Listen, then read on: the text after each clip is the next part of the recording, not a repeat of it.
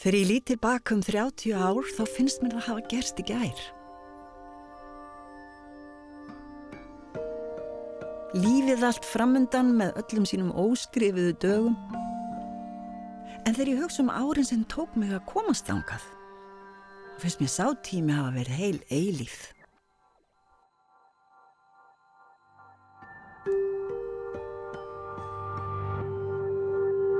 Skrítið hvað tíminn hefur mörg andlit.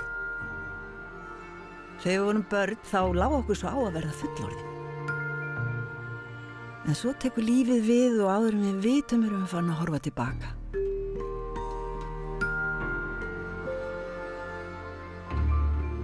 Þá svo dýrmætt að finna sáttina. Vissuna fyrir því að við vorum aldrei ein.